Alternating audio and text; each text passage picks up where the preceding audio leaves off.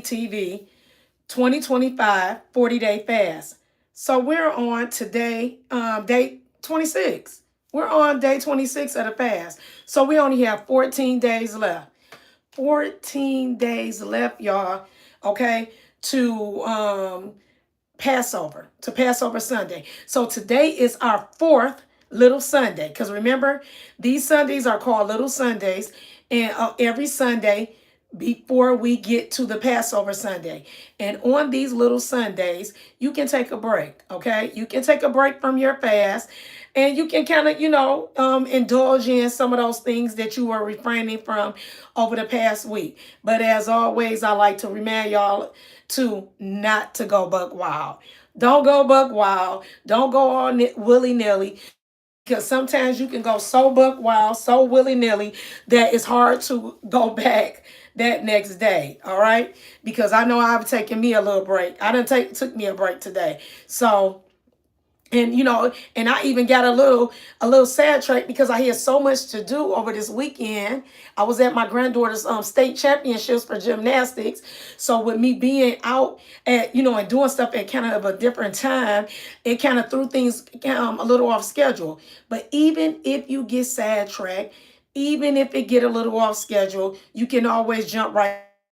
The Lord does not expect perfection. Remember that. He doesn't expect perfection. He just wants us to constantly strive towards building a deeper, a stronger a relationship that's not a wave and pass or bad type of relationship that is so easily can be, just broken. He wants us to have a relationship with him that's solid.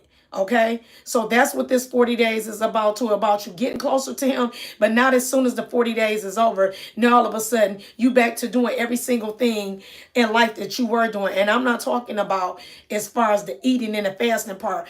I'm saying the whole, your whole life, your life as a whole, the changes that you may be making during this time, certain changes that you're making during this time, you making them because they meant to be made. Okay, not just so you can do it for right now and then go right back to your same way. So some of these things, if you've been able to break some sort of habit, or if you've been able to do better with something, keep on doing better or keep it broke. Okay.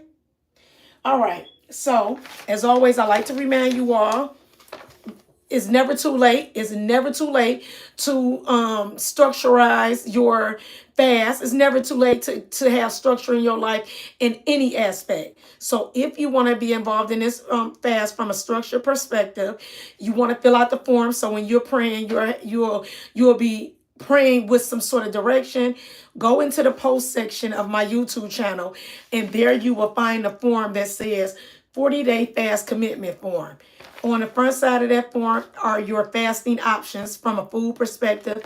On the back side of the form, this is the section that you fill out so that when you're praying each day, you will be praying with some sort of direction, okay? Because the Lord say, write down your desires. Write down your desires. Write it down, make it plain, okay? You don't want to be praying from day to day and you kind of like all over the place. You want to have some sort of clear path to where it is that you're trying to get to, okay? So we're going to just jump right on into our lesson. Our lesson today comes from Psalm chapter 63, verse 1. And it reads, God, my God, it's you. I search for you. My whole being thirsts for you. My body desires you in a dry and tired land. No water anywhere. So as we go into our reading, it says, King David is in the wilderness. Uncertainty clouds his future. Will he make it out alive? He says his whole self longs for God. Maybe it is fueled by love. Perhaps it is a mixture of his profound love of God and the tangible fear of his bleak circumstances. Bring to mind a season when you felt like you were in the wilderness, a time when you wonder if God would show up and you didn't see a way forward. As soon as I read this, okay, because like I always say, I read this before I come on. I want to be able to I want to be able to kind of meditate on it and know what it is that the Lord is bringing to us or want me to bring to you all today before I just bring it to you all. And I thought about one thing when it first came to mind, but as I continue reading, the thing that really hit home for me, that I thought about a time in my life when things felt really bleak. They said a season when you felt like you were in a wilderness. I would say during COVID, during COVID, during the pandemic, because this was going on across the whole world.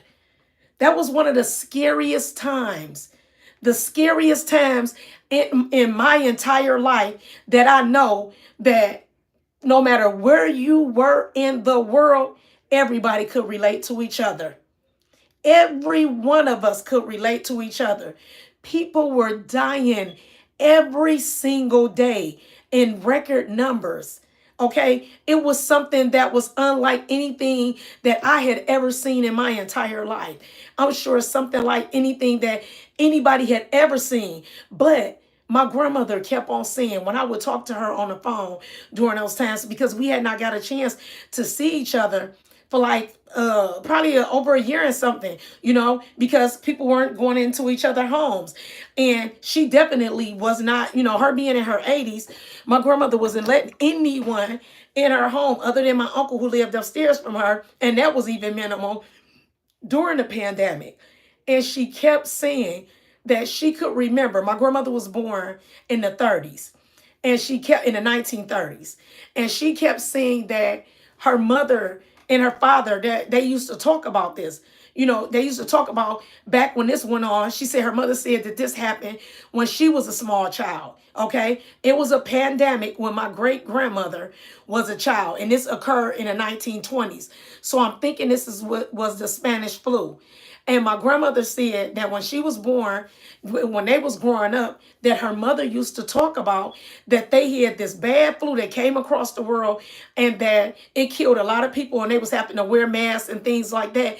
And so when this happened, although my grandmother had not lived through it, because it came when she was born maybe 15 years after, maybe 10, 12 years after that pandemic had happened back then.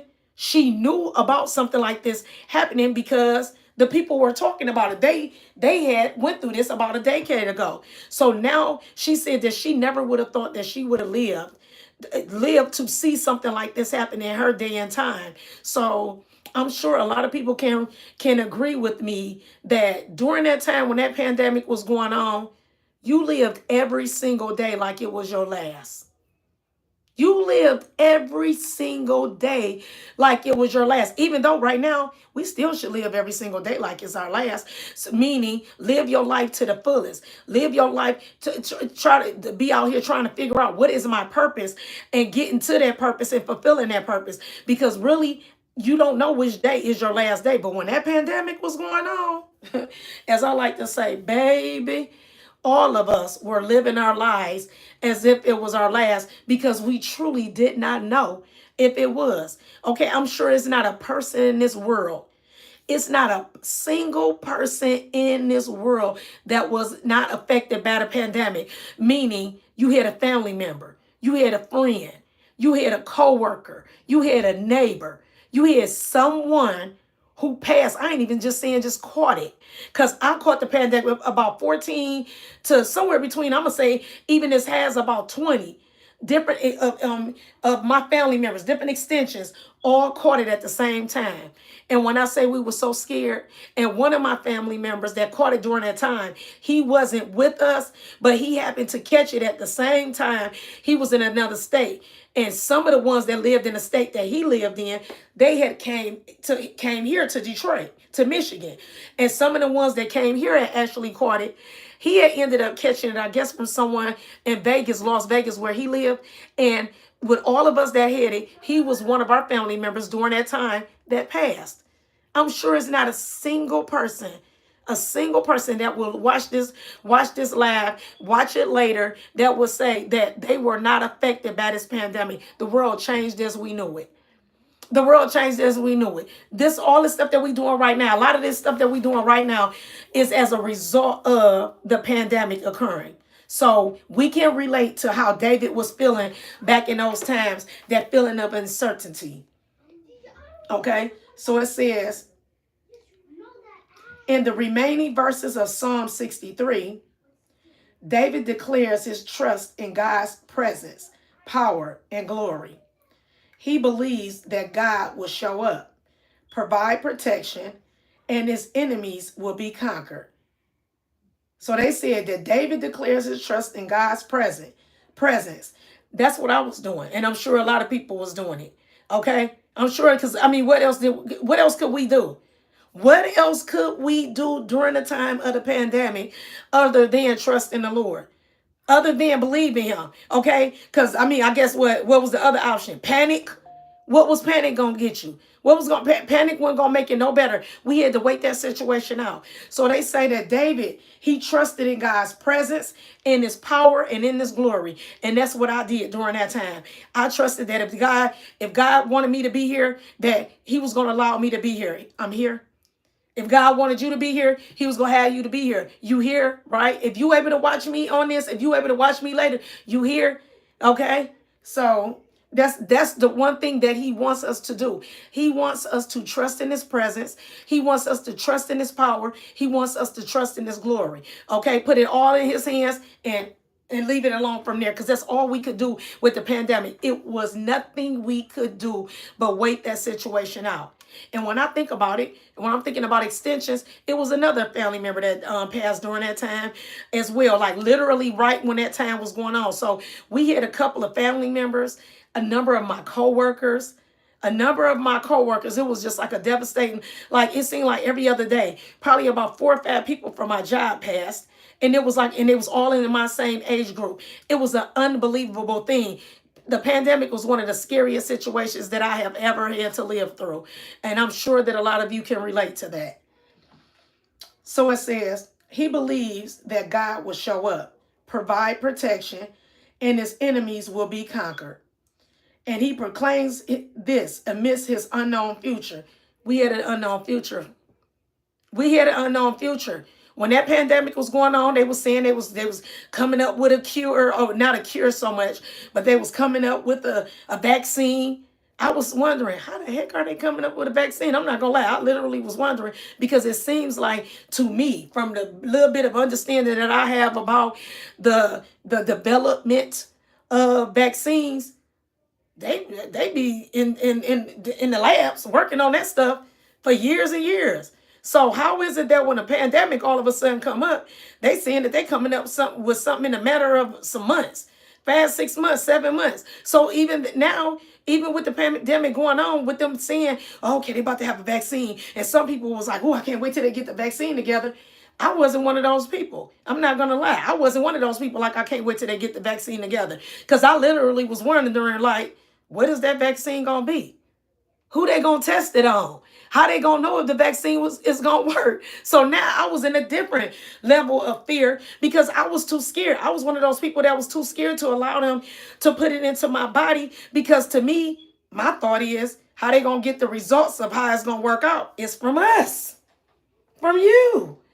When you say my arm done went limp, when you say I can no longer use the right side of my body, when you say my eyes jumping, when you say all my hair fell out, that's how I felt. You know what I'm saying? And I was feeling like I didn't want to be one of those people who was one of the statistics, or one of the people who they saying 3 out of 100,000, or however many people experience this symptom and this and that. I didn't want to be a guinea pig. That's how I felt. So the pandemic, the time of the pandemic was extremely, extremely, it was scary. It was scary. And again, like I said, even when the CDC and everybody was saying what they was working on, I'm thinking, and so what is that gonna really do? So we were truly in a time of uncertainty. So to me, I can't, we can, to me, this scripture right here, we live this in today's time. We live this right currently. We lived it.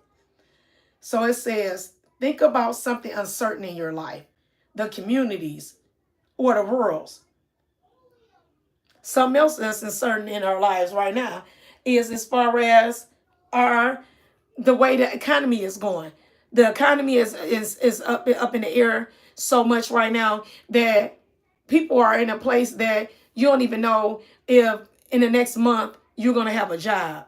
You don't even know if you're going to be able to barely afford to feed your food. Since when has it been a time that you will go to the store and a dozen of eggs will cost $7? What kind of chicken is laying these eggs? A golden, they golden eggs like the ones that was Jack and the Beanstalk. He went way up there and he got that duck or goose or whatever that was laying golden eggs. Since when do we? I just told my mother the other day. I said, Ma, while I was in the market and that big thing of 36 container of eggs, I said that big thing of eggs was $22. Since when is it? When has it been a time that you will go into the store and again, I'm talking about that big 36 container of eggs.